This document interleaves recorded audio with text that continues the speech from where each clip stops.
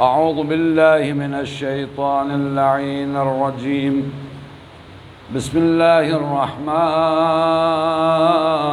الرحيم. الحمد لله رب العالمين، والعاقبة للمتقين، والجنة للمطيعين، والنار للعاصين.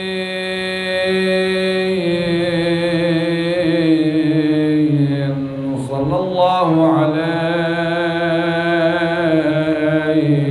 يا رسول الله، صلى الله عليك يا حبيب الله، صلى الله عليك يا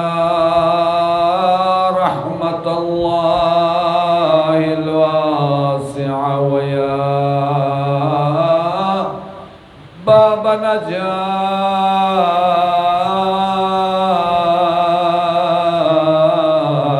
الأمة. صلى الله على وصيه وأخيه وخليفته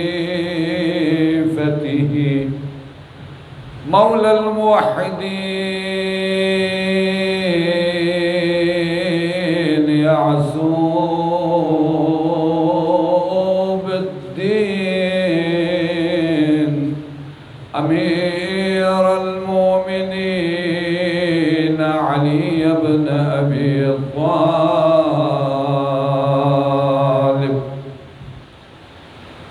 صلى الله على الصديقة الكبرى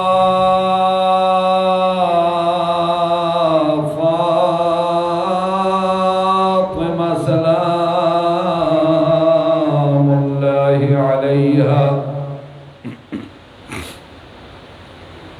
صلى الله على الحسن المسموم الشهيد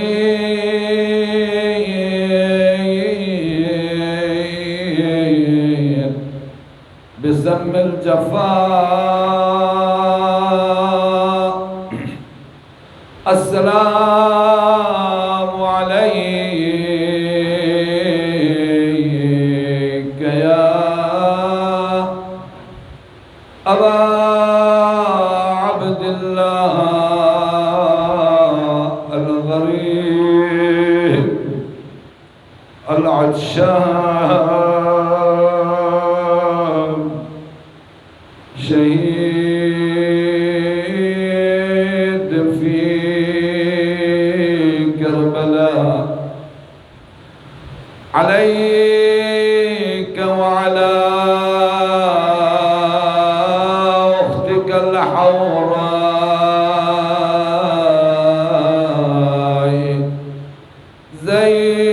زينب الحنينة، وعلى أخيك بالفضل العباس، وعلى ولدك علي الأكبر. سيدي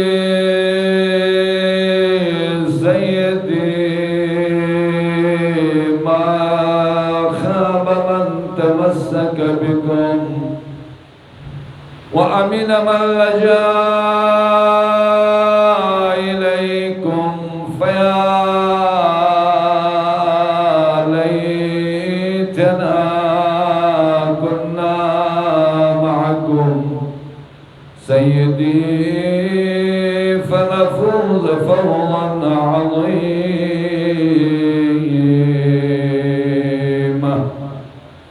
ولعنة الدائمة على أعاديكم أجمعين من يومنا هذا إلى قيام يوم الدين. أما بعد، فقد قال إمامنا جعفر الصادق عليه السلام في زيارة 40 فجاهدهم فيك صابرا محتسبا صلوات بر محمد وآل محمد.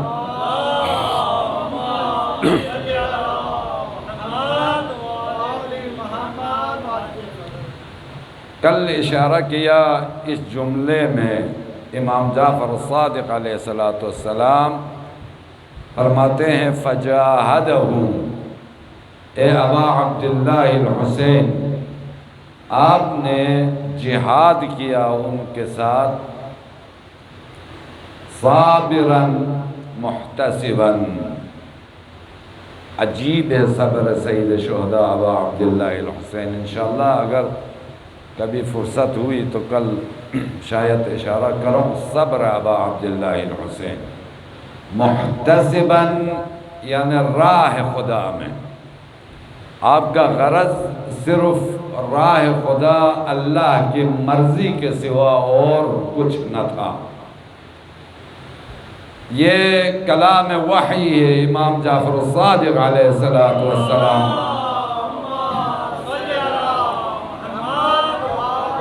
امام معصوم ہے. یہاں سے بہت سارے نظریات جو کہ اپنا آپ کو جدید ماڈرن مفکر سمجھ کے تجزیہ کرتے ہیں، سب کے نظریات کو امام جعفر الصادق علیہ السلام باطل کر دیتا ہے. حسین کا مقصد نہ حکومت ہے،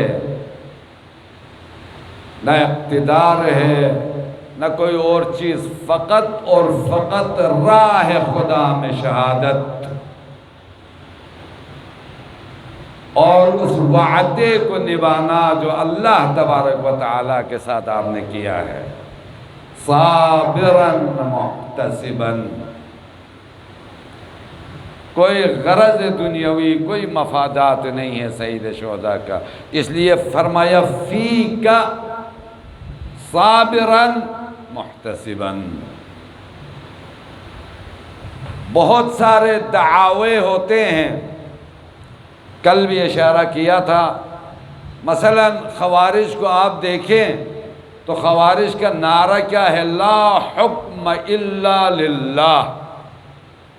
جنگ صفین میں واقعہ آپ جانتے ہیں ڈیٹیل سے، انہوں نے ظاہراً امیر شام کی بھی مخالفت کی، امیر المومنین کی بھی مخالفت کی. یہ ظاہراً کیوں کہہ رہا ہوں؟ حساب کتاب ہے اس لفظ میں.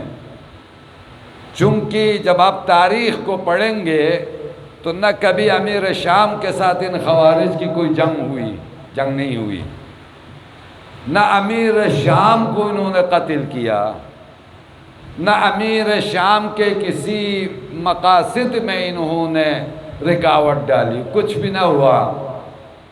نعرہ ان کا کیا تھا؟ ہم اس کو بھی نہیں مانتے، اس کو بھی نہیں مانتے.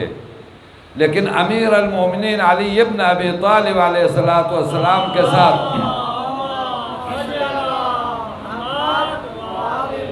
نہروان میں انہوں نے جنگ کی. مسجد کوفے میں حالت نماز میں امیر المومنین کو شہید کیا. جہاں جہاں علی کے چاہنے والے مل گئے، بے گناہ لوگ، چلتے پھرتے لوگوں کا قتل عام کیا انہوں نے.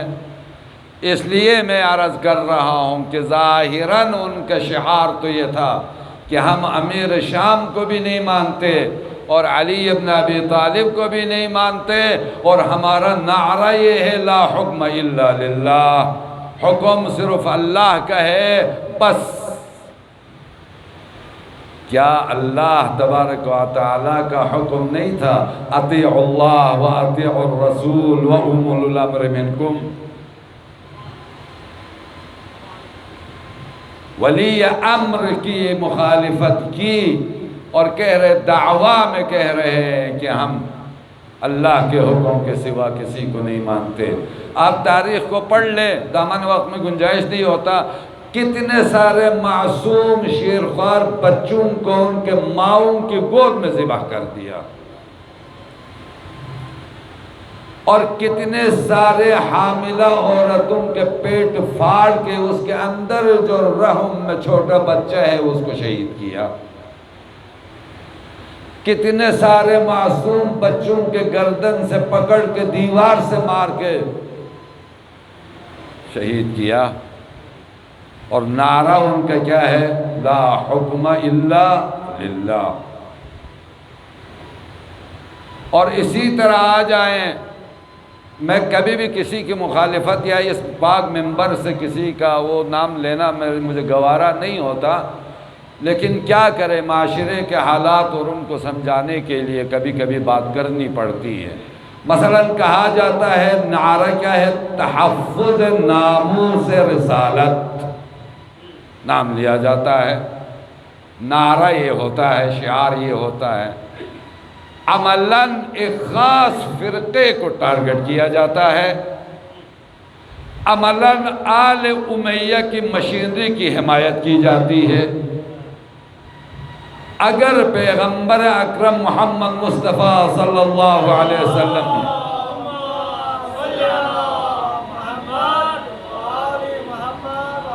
کہ ازواج مطہرات جو امہات المومنین ہے، ان کے اگر دفاع میں کوئی بات اگر کرے تو بات سمجھ میں آتی ہے، کیوں؟ چونکہ ازواج مطہرات بھی پیغمبر کے ناموس سے بات سمجھ میں آ جاتی ہے۔ لیکن عمر عاص کا کیا تعلق ہے ناموس رسالت کے ساتھ؟ آل امیہ کا، جن کے بارے میں پیغمبر اکرم محمد مصطفیٰ صلی اللہ علیہ وسلم نے قرآن مجید میں جو شجرہ خبیثہ کہا، پیغمبر نے فرمایا اس شجرہ خبیثہ سے مراد آل امیہ ہے، ان کے دفاع کا ناموس رسالت کے ساتھ کیا ربط بنتا ہے؟ اصلاً کوئی جوڑ نہیں بنتا۔ تو لذا آپ دیکھتے ہیں کہ کبھی شعار نعرہ کچھ ہوتا ہے اور عملی طور پر کچھ کہا جاتا ہے۔ اب آ جائیں سیاسی محفل میں اور تناظر میں، تاریخ میں اقوام متحدہ وجود میں آیا، وہ کس لیے کہ اگر کسی ملک پر ظلم اور زیادتی کے ساتھ کوئی اور ملک حملہ کریں گے تو اس کے ہم دفاع کریں گے۔ مجھے آپ بتائیں جب سے اقوام متحدہ وجود میں آیا ہے کس مظلوم ملک کا انہوں نے دفاع کیا؟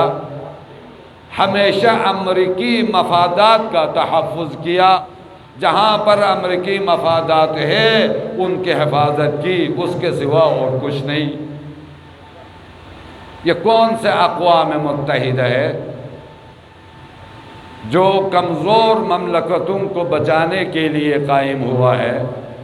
ایک ملک کے مفادات کے تحفظ کے لیے پورا یورپی یونین سے لے کر بعض اور اقلیم کے مملکت تک ایک امریکہ کے مفادات کے تحفظ کے سوا کچھ نظر نہیں آتا۔ اور اسی طرح آپ آ جائیں، یہ جو بچے جو یہاں موجود تھے، ان کو بھی یاد ہوگا کہ یہ چند سال پہلے اسی ہی دہے میں، اسی عاشرے میں، یہ 10-12 سال پہلے پتہ نہیں ایک جوان نے کہیں پر خودکشی کی اور اسی کو بہانہ بنا کے انہوں نے رجیم چینج کی تحریک چلا دی، پورا اس شرق اوسط کی حکومتوں کو گرا دیا، عراق کو برباد کر کے رکھ دیا، یمن کو برباد کر کے دیکھ دیا، اور مجھے ابھی یہ نام نہیں آتے، اسی طرح مصر کو برباد کر کے رکھ دیا، جہاں پر قذافی رہتے تھے اس کو برباد کر کے رکھ دیا، کتنے سارے ریلیویشن پتہ نہیں ہے کیا کیا نام، سبز انقلاب کے نام دے کر۔ کیوں جی؟ وہاں کے عوام کو ہم آزادی دلائیں گے۔ کون سی آزادی دلا دی؟ سارے مملکت تباہ کر دیا اور ملکوں کو کھنڈرات بنا دیا، لاکھوں لوگ شہید کیے گئے، لاکھوں لوگ بے گھر ہو گئے، لاکھوں بچے یتیم ہو گئے، لاکھوں عورتیں بیوہ ہو گئی۔ کون سا مسئلہ حل ہوا؟ کہاں پر آزادی مل گئی؟ کہاں پر خوشحالی آ گئی؟ بارود گرانے کے سوا اور کچھ بھی نظر نہیں آتا۔ اور اسی طرح ابھی اس وقت انہی سالوں میں آپ نے دیکھا کہ شام میں کہتے ہیں جی شام میں یہ مستکبر لوگ بیٹھے ہوئے ہیں، طاغوت بیٹھے ہوئے ہیں، بادشاہ بیٹھا ہوا ہے، تختہ الٹ دیا، لے کے آ گئے ہیں۔ کن کو لے کے آ گئے؟ جن لوگوں نے تم نے خود جن کے سر کے لیے قیمت رکھ دیا تھا کہ یہ عالمی دہشت گرد ہے، ان افراد کو لے کے آ گئے وہاں پر، بنام ان کے تنظیموں کے نام بھی جہادی نام ہے، لیکن جہاد کر کس کے خلاف کر رہے؟ پورا آپ دیکھ رہے خود اپنے آنکھوں سے، شام کی جو فوجوں کی طاقت، اسلحوں کی فیکٹریاں، سب کچھ تباہ برباد۔ اسرائیل شام کا بہت بڑا علاقہ لے کے گیا ہے، جن لوگوں نے لے کے آیا ہے یہاں پر مجاہدین کو، مجھے بتائیں ان نام نہاد مجاہدین نے اسرائیل کے خلاف کوئی بیان دیا ہے؟ اصلاً یہ کہا ہے عالمی، اس دنیا والوں کو ایک دفعہ بیان دے کے کہا ہے کہ ہم پر ظلم ہو رہا ہے، ہمارا ملک شام اسلامی ملک برباد کر رہا ہے اسرائیل، اور ہماری سرزمینوں پر یہ اسرائیل قبضہ کر رہا ہے؟ کبھی کہا ہے؟ نہیں کہا۔ پوری اس کی ہسٹری، اس کی تاریخ کو اٹھا کے دیکھو تو اگر کہیں پر اعتراض کیا ہے اس نے تو ایران پہ کیا ہے، اگر کہیں پر اعتراض کیا ہے تو لبنان پہ کیا ہے، اگر کہیں پر اعتراض کیا ہے تو حرم مطہر زینب کبریٰ سلام اللہ علیہا، جو نواسی ہے کس کی؟ پیغمبر اکرم محمد مصطفیٰ صلی اللہ علیہ وسلم، جو حقیقت میں ناموس رسالت ہے، زینب سے بڑھ کر، جس کے باپ علی مرتضیٰ ہو اور ماں فاطمۃ الزہرا ہو، نانا رسول خدا ہو، کوئی ناموس رسالت ہے؟ اگر انہوں نے کیا ہے کوئی کامیابی تو یہی کر سکے ہیں کہ شام کے روزے کے چراغ بند کر سکے، اس کے علاوہ تو کچھ بھی نہیں کر سکے۔ کیا کیا؟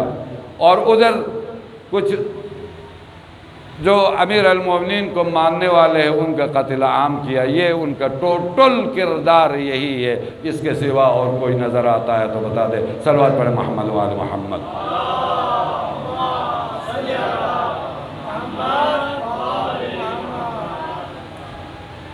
تو لذا آپ دیکھتے ہیں کہ ان لوگوں کے روح عبادت، روح مذہب، روح دین، روح توحید سے خالی، نعروں کے سوا اور کچھ بھی نہیں ملتا۔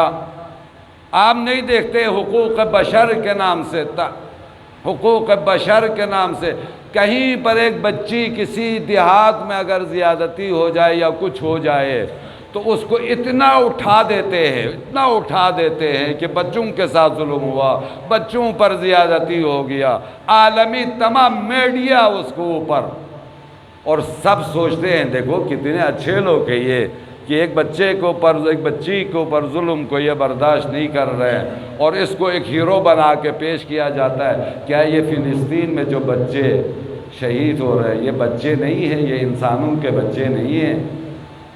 کیا تمہیں ان کی بھوک نظر نہیں آتی؟ کیا تمہیں ان کی پیاس نظر نہیں آتی؟ کیا ان بچوں کی بے سرپرستی، نہ گھر ہے، نہ ماں ہے، نہ باپ ہے، نہ سر پہ چھت ہے، نہ کھانے کی روٹی ہے، نہ پینے کا پانی ہے؟ یہ بچے نہیں ہیں، یہ انسانوں کے بچے نہیں ہیں۔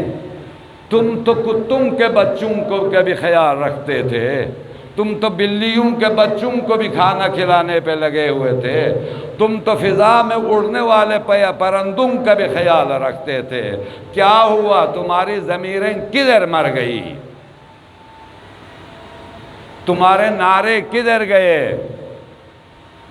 تمہاری ہمدردیاں کہاں چلے گئی؟ کیا ان مظلوم فلسطینیوں کی آواز نہیں سن رہے ہیں؟ کیا دیکھ نہیں رہے ہیں آئے دن کیا ظلم ہو رہا ہے ان پر؟ صلوات پڑھیں محمد و آل محمد۔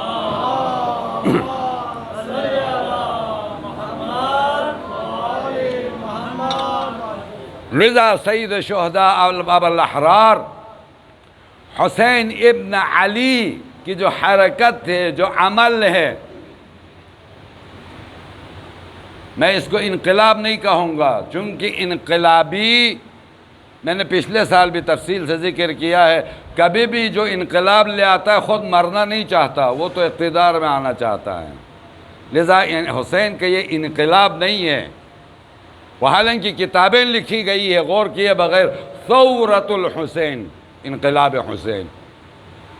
کیا تعلق ہے انقلاب اور حرکت سید شہداء علیہ السلام میں؟ انقلاب تو لایا جاتا ہے معاشرے میں تبدیلی کے لیے، جو تبدیلی لانے والا خود مر جائیں تو کون تبدیلی لائے گا؟ حسین کے راہ انقلاب نہیں ہے، حسین کے راہ شہادت ہے۔ اسی لیے کسی فرق کو حسین ابن علی نے ابہام میں نہیں چھوڑا۔ جب سے مدینے سے روانہ ہوئے، قدم قدم پر جہاں جہاں لوگوں سے ملاقات ہوئی، برملا حسین ابن علی نے فرما دیا میں کربلا جا رہا ہوں، شہادت کے لیے جا رہا ہوں، جو بھی میرے ساتھ آئے گا سب شہید ہو جائے گا۔ وہاں پر کوئی مال غنیمت ملنے والی نہیں ہے، کوئی اقتدار ہمیں ملنے والی نہیں ہے، راہ شہادت۔ اور اس کو پتہ نہیں کتنے انداز میں حسین ابن علی نے بیان کیا ہے۔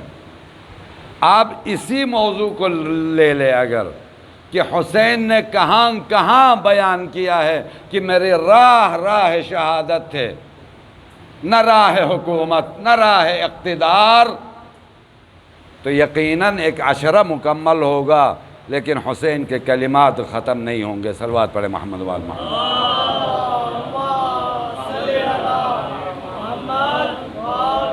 بلکہ خود حسین نے، پیغمبر اکرم محمد مصطفیٰ صلی اللہ علیہ وسلم نے جب حسین کی ولادت ہوئی، پیغمبر اکرم نے واقعہ کربلا سنایا۔ جب بھی حسین کو دیکھا، کھیلتے ہوئے دیکھا، گود میں اٹھایا، واقعہ کربلا کی طرف اشارہ کیا۔ کہیں بچپنے میں کسی ساتھی کے ساتھ حسین کھیل رہے ہیں تو پیغمبر نے اس بچے کو بھی پیار کیا، تو میرا حسین کا مددگار ہو۔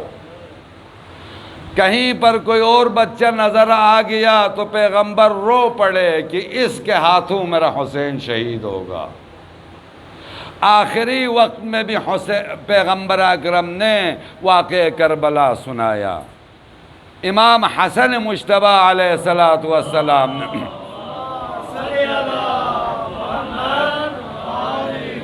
کہ ایک دفعہ جب حسن مجتبیٰ کو زہر ملا، حسین ابن علی علیہ السلام اپنے بھائی کی عیادت کے لیے بھائی کی خدمت میں حاضر ہوئے تو حسین رو رہے تھے۔ امام حسن مجتبیٰ نے فرمایا کہ بھیا آپ کیوں رو رہے ہو؟ فرمایا میں نہیں رو کے کیا کروں، آپ کی یہ حالت ہے۔ حسن مجتبیٰ نے کیا فرمایا؟ بھائی بس مجھے ایک زہر ملا ہے اور مجھے معلوم ہے کہ اسی زہر پہ میں نے شہید ہونا ہے، لیکن سن اے ابا عبداللہ، لا یوم کیومک یا ابا عبداللہ۔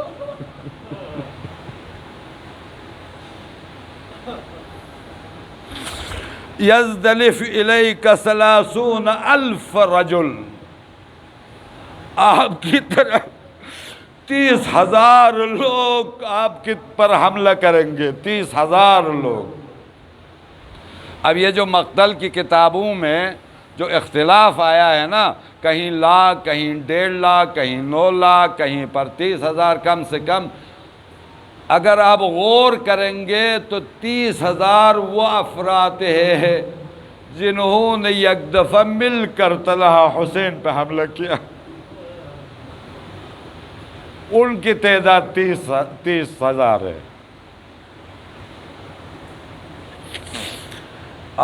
جو کربلا میں تھے سب نے تو حملہ نہیں کیا، جو حملہ لے آئے جب آخری وقت میں سید شہداء تنہا ہوئے تو جنہوں نے حملہ لے آیا وہ 30,000 افراد میں غریب زہرا تنہا حسین جو پیاسا ہے بھوکا ہے، جوانوں کی میتیں اٹھا اٹھا کے تھک گئی،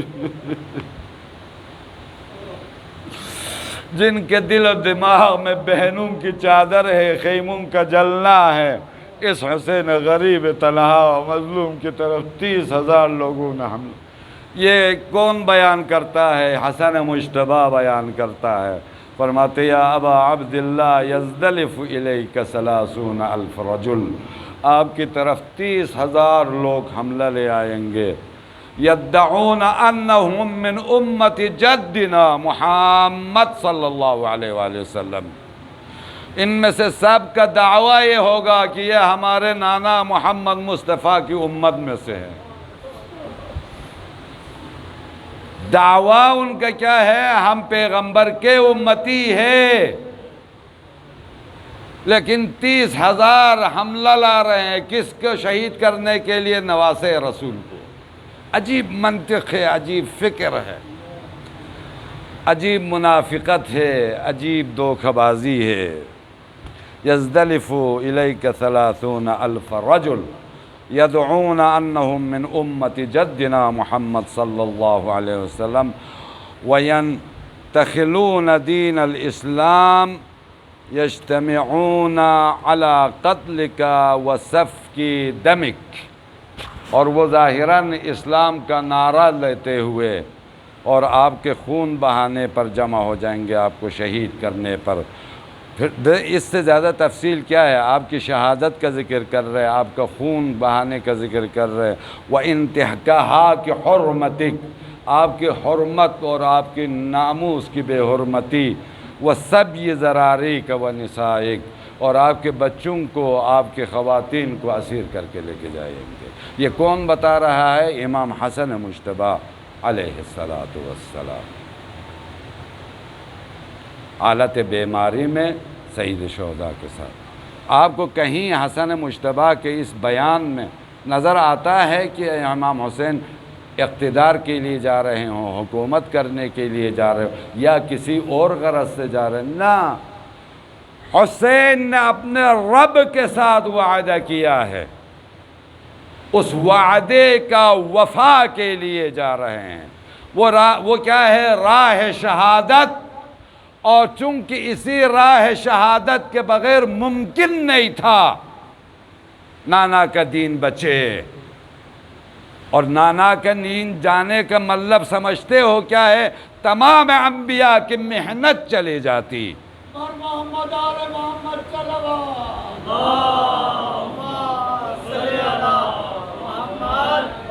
اور اسی نقطے کی طرف اشارہ قرآن مجید میں بھی موجود ہے۔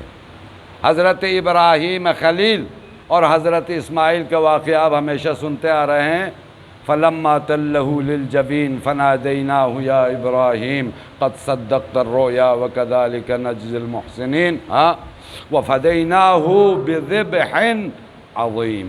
بس ایک جملہ یہ سنیں، اس فَدَيْنَاهُ بِذِبْحٍ الْعَظِيمِ، اور آپ کی زحمت کو تمام کروں گا۔ صلوات پر محمد وآل محمد۔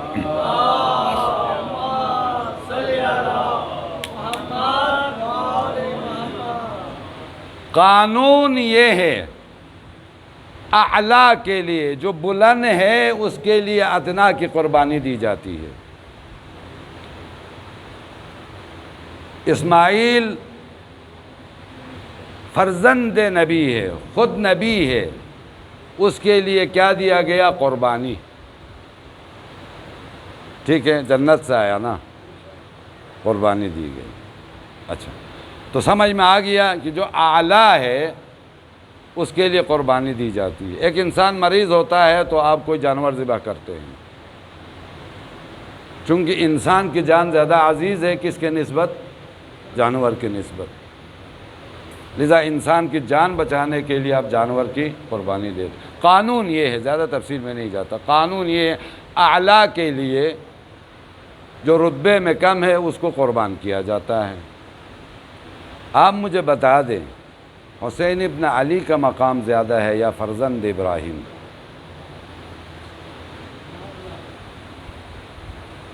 ٹھیک ہے، اچھا،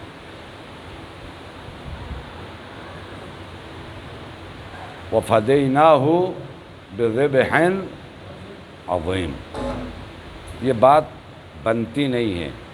کیا اسماعیل اس لیے بچ گئے کہ بعد میں حسین نے قربانی دینی تھی؟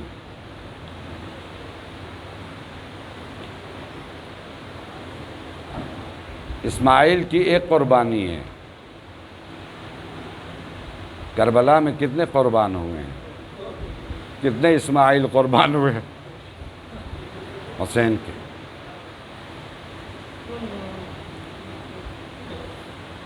میں سوچ اس لیے رہا ہوں کہ اس کو صحیح سمجھانا چاہوں تو بڑا تفصیل سے جائے گا، اور مختصر کروں تو شاید بات سمجھ میں نہیں آئے۔ یہ مسئلہ اور بھی شبہات ہے، سوالات آتے ہیں، اس کا حل ایک روایت ہے جو آپ کی خدمت میں عرض کرتا ہوں۔ وہ روایت یہ ہے کہ حضرت ابراہیم خلیل کے لیے اسماعیل کے بدلے میں جب جنت سے وہ جانور آیا، اسماعیل بچ گیا، جانور ذبح ہوا، تو حضرت ابراہیم رو پڑے، گریہ کیا، ندا آئی، ابراہیم کیوں رو رہے ہو؟ کہا پروردگارا اس لیے رو رہا ہوں کہ اپنے لخت جگر کو اپنے ہاتھوں سے تیرے راہ میں قربان کرنے سے میرے دل میں جو درد ہوتا تھا، اور جس کے نتیجے میں تیری بارگاہ میں مجھے ثواب اور مقام ملنا تھا، اس سے میں محروم رہ گیا۔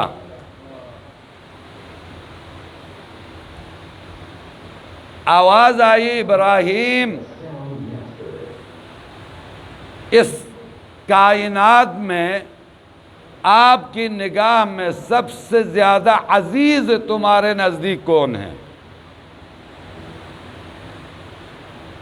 ابراہیم نے عرض کی، پروردگارا آپ کے محبوب ترین خلق، اول خلق محمد مصطفیٰ صلی اللہ علیہ وآلہ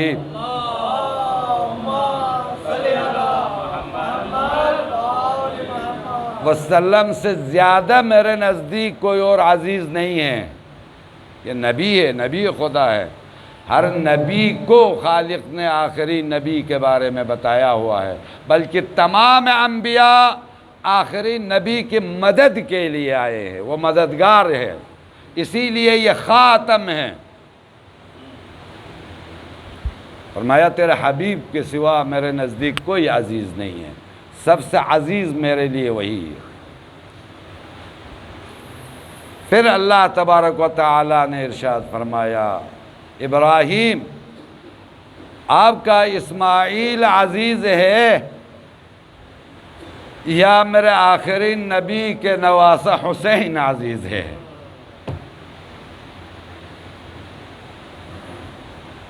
کہا پروردگارا نواسہ رسول حسین میرے نزدیک کئی مرتبہ عزیز ہے میرے اسماعیل سے۔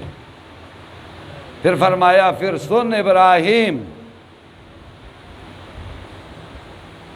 سن کہ یہی حسین سرزمین کربلا میں بے دردی کے ساتھ پیاسا تشنہ شہید کیا جائے گا۔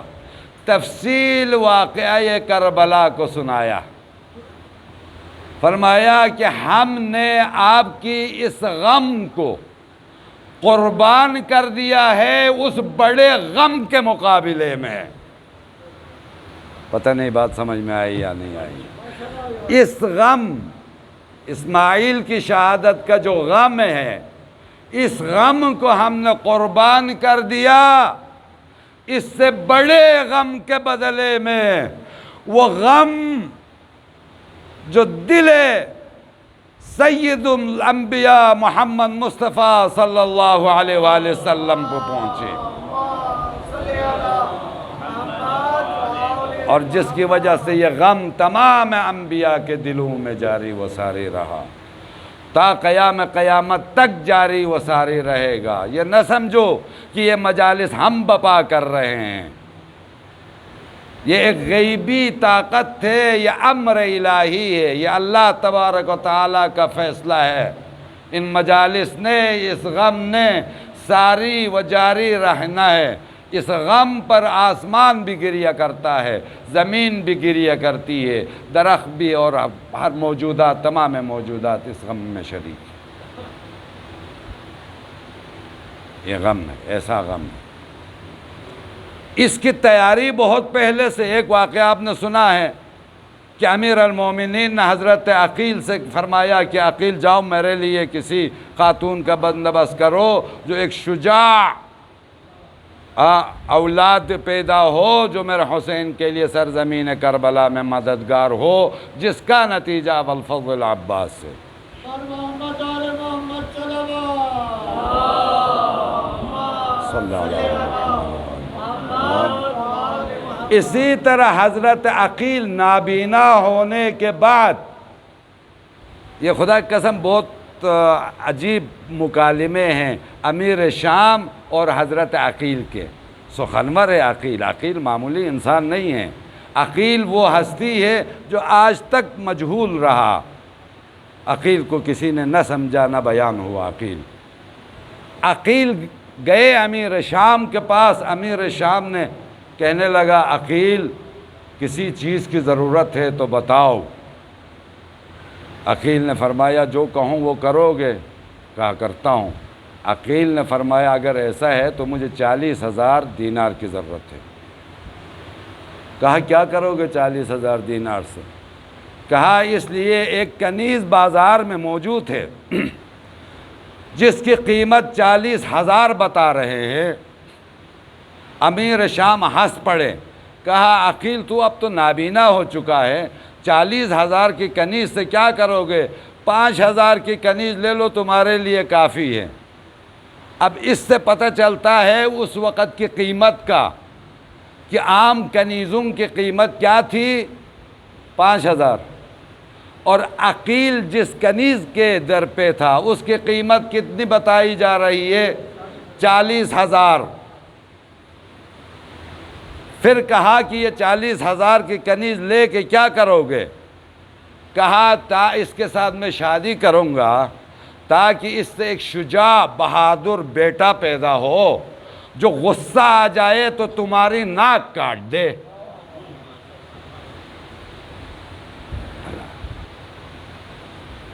خوب محفل مذاق سمجھا یا جو بھی، انہوں نے 40,000 دے دی۔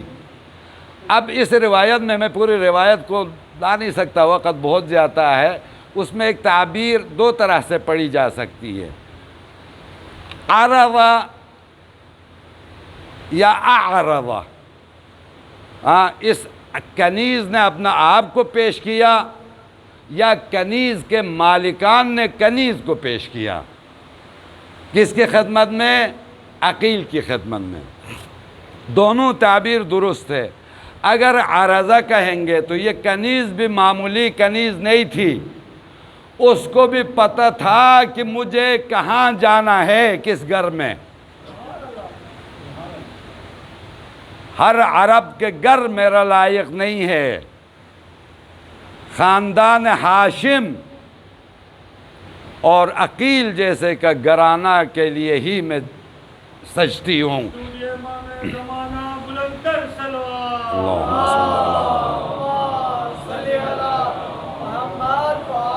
لذا عرضہ، اگر کہیں گے کہ ان کو پیش کیا گیا تو یہ کنیز کی بھی فضیلت ہے، اور پیش کرنے والے بھی جانتے تھے یہ کنیز کیا ہے، تبھی تو اس کا ریٹ 40,000 بھی لگایا ہوا تھا۔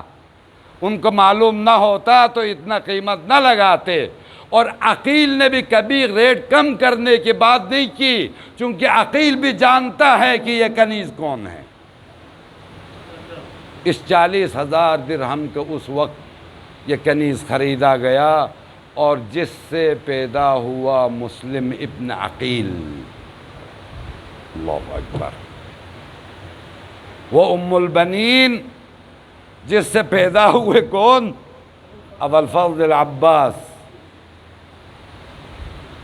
علیہ یا علیہ ان کا نام ہے، اور یہ کنیز علیہ یا عالیہ جس سے پیدا ہوا کون؟ مسلم ابن عقیل۔ کیا آپ کو نظر نہیں آتا عقیل کہاں کی تیاری کر رہے ہیں؟ عقیل واقع کربلا کی تیاری کر رہے ہیں۔ عقیل کے فکر اور ذہن میں کربلا اور نواسے رسول ہے۔ اللہ اکبر۔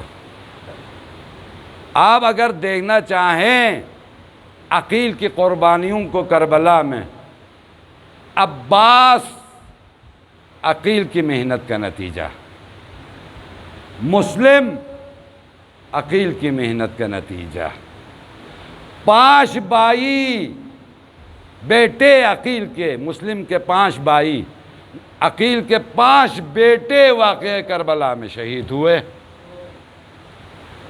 آپ جانتے ہیں امام زین العابدین کیا فرماتے ہیں؟ امام زین العابدین واقعہ کربلا کے بعد آل عقیل کے محلے کو دیکھتے ہیں تو فرماتے ہیں خدا کی قسم جب بھی آل عقیل کے محلے پر میری نگاہ پڑتی ہے بے اختیار میرا آنسو نکل آتے ہیں۔ بڑی قربانیاں ہیں آل عقیل کی کہ کبھی اس محلے میں جوانوں سے بھرا ہوا ہوتا تھا، نورانی چہرے مسلم جیسے اور باقی جوانوں عقیل کے جو جوانوں اور بچوں سے، لیکن واقع کربلا کے بعد اس محلے میں سناٹا ہی سناٹا ہے۔ بیوہ کچھ عورتیں ہیں اور یتیم کچھ بچیاں ہیں، کوئی مرد باقی نہیں رہا۔ بس آج میں نے تذکرہ کرنا ہے مسلم کے ان 2 یتیموں کی۔ مختلف ارباب مقاتل نے لکھا ہے انداز، لیکن میرا اپنا اندازہ جو میں نے کم علمی میں جو کچھ میں نے دیکھا ہے پڑھا ہے وہ یہ ہے کہ یہ دونوں بچے کربلا میں موجود تھے۔ احمد نامی بچہ بھی حضرت مسلم کا کربلا میں موجود تھا۔ میں نے پچھلے سال اشارہ کیا ہے اس بچے کی طرف۔ جب عصر عاشور ہوا، خیمے جلنے لگے، تو ان بچوں کی ماں اون محمد کی ماں رقیہ بنت علی امیر المومنین کی بیٹی، جو کہ ایک مشہد میں امام رضا کی جو لائبریری ہے ان کی تحقیق کے مطابق یہ جو ادھر لاہور میں جو بی بی پاک نامن موجود ہے یہ رقیہ بنت علی ہے، زوجہ مسلم ابن عقیل۔ بچوں کی شہادت کے بعد بھی کتنی درپدر کہ حتیٰ عراق میں نہیں رہ سکی، ان دیار کا تو کوئی نام و نشان بھی نہیں تھا، یہاں آنا پڑا۔ تو حضرت رقیہ احمد پہلے بھاگ چکا تھا خیمے سے، محمد کو بلا کے کہتی ہے محمد تو بڑے ہو، چھوٹے بھائی کا خیال رکھنا، میری طرف دیکھے۔ ابراہیم اور محمد کی دامن کو ایک کر کے باندھ کے کہتی ہے میرے لال، تاکہ یہ بچے جدا نہ ہو جائیں۔ بس یہ بچے جب خیمے جلے تو ان افراد میں سے جو فرار کیا کربلا سے، اور جب جنگ کربلا کی تمام ہوئی، دشمنوں کی فوج واپس جب کوفے کی طرف جا رہی تھی تو راستے میں یہ دونوں بچے لشکر عبید اللہ ابن زیاد کو ملے۔ عبید اللہ ابن زیاد کے پاس لے کے گئے، ان دونوں شہزادوں کو کسی شخص کو مامور کیا، کہا کہ یہ بچے تمہارے ہاتھ میں دیتا ہوں، کوئی نرمی نہ کرنا ان کے ساتھ، جیل میں سختی سے نمٹ لینا۔ آپ دیکھیں کہ 1 سال مکمل بعض روایات کے مطابق اس زندان سے اس زندان میں اور اس زندان سے اس زندان میں، اور شیخ صدوق کی روایت کے مطابق یہی شکور جو نیا مشکور جو نام تھا، اسی کے زندان میں یہ بچے 1 سال مکمل رہے۔ سال کے بعد بچوں نے دیکھا اب حالت بہت خراب ہے، اب مزید تحمل نہیں ہو رہا ہے، مشورہ کرنے لگے کہ بھیا اسی شخص سے اگر ہم اپنے حسب و نسب کا بیان کریں تو شاید کوئی ہم پر رحم کھائے۔ اور شام کو یہ زندان بان آیا تو ایک شہزادے نے کہا یا عبد اللہ، اے اللہ کا بندہ، اتنا بتا دو کیا تو محمد مصطفیٰ کو جانتے ہو؟ کہا کیوں نہیں جانتا ہوں، یہ میرا آخری نبی ہے۔ بچوں کو تھوڑی سی تسلی ہوئی، ہمت ہوئی آگے سوال کرنے پر۔ کہا یہ بتاؤ علی مرتضیٰ کو جانتے ہو؟ کہا کیوں نہیں جانتا ہوں، وہ تو میرا امام ہے۔ مزید یقین ہو گیا کہ یہ شخص عیان حیدر کرار میں سے ہے۔ کہا اے شخص آیا مسلم ابن عقیل کو جانتے ہو؟ کہا کیوں نہیں جانتا، اس غریب کوفے کو کون نہیں جانتا؟ کہا اے شخص اگر مسلم کو جانتے ہو تو ہم اسی مسلم غریب کے 2 یتیم بچے ہیں۔ یہ شخص ان کے قدموں میں گرا، کہتا شہزادو مجھے معاف کرنا، مجھے معلوم نہیں تھا کہ آپ مسلم کے یتیم ہے۔ کہتا شہزادو زمانہ بڑا خراب ہے اور حکومت وقت بڑا ظالم ہے، میرے بھی چھوٹے چھوٹے بچے ہیں، مجھے بھی اپنی جان کا خوف ہے، اپنے بچوں کا خوف ہے۔ میں تجھے آزاد تو علناً نہیں کر سکتا، بس میں دروازہ کھول کے جاتا ہوں، نکل جانا۔ یہ ایک روایت ہے، لیکن شیخ صدوق کی روایت میں یہ موجود ہے کہ اپنے خادم سے یا بیٹے سے کہا کہ جاؤ ان کو کوفے کے راستے میں چڑھا کے کسی قافلے کے حوالہ کر کے آ جاؤ۔ اب رات کو یہ بچوں کو نکالا گیا اور دور سے دیکھا کہ ایک سیاہ سا کوئی قافلہ جیسا نظر آ رہا ہے۔ اس نے سوچا یہ کوفے کی طرف جانے والا کوئی قافلہ ہے۔ بچوں سے کہا یہ دیکھ وہ قافلہ جا رہا ہے اور آپ لوگ ذرا تیز تیز قدم اٹھا کے جاؤ تو شاید یہ قافلے کو پکڑ سکے اور صحت و سلامتی کے ساتھ آپ کوفے پہنچ جائے۔ لیکن ہے افسوس، مقدر یہ تھا رات بھر یہ بچے گھومتے رہے رات کی تاریکی میں۔ صبح ہوئی تو دیکھا اسی کوفے کی گلیوں میں تھے یہ بچے۔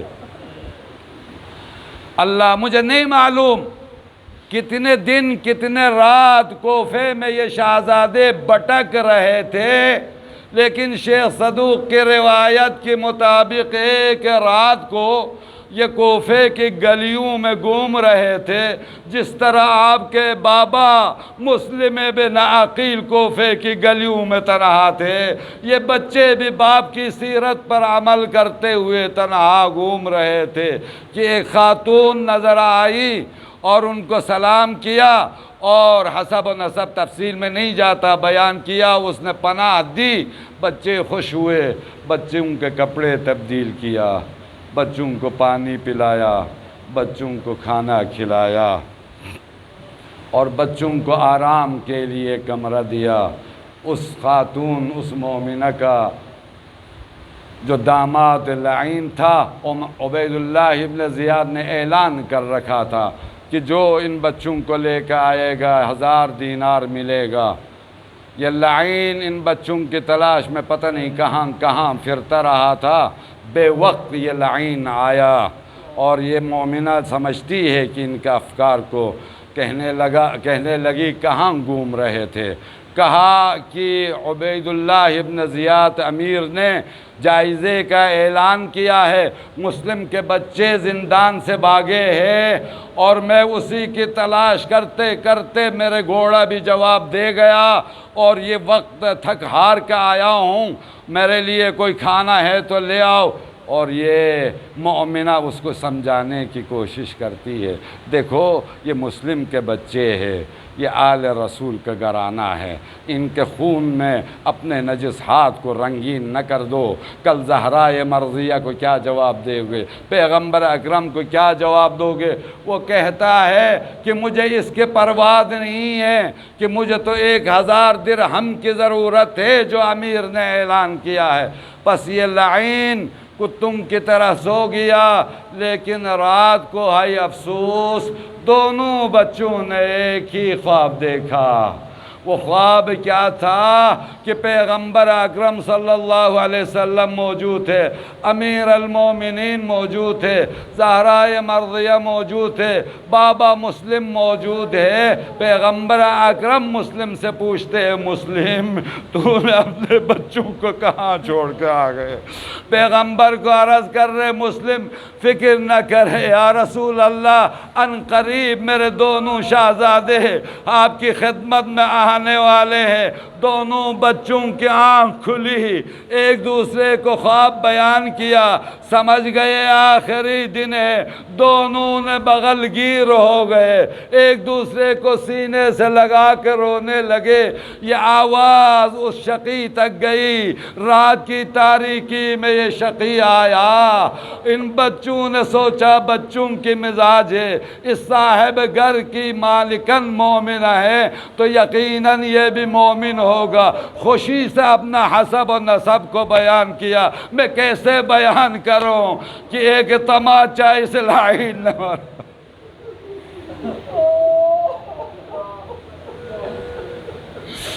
دونوں کے ہاتھ باندھ کے صبح کا انتظار کیا، اپنے سیاہ غلام سے کہا لے جاؤ ان کو قتل کر دو۔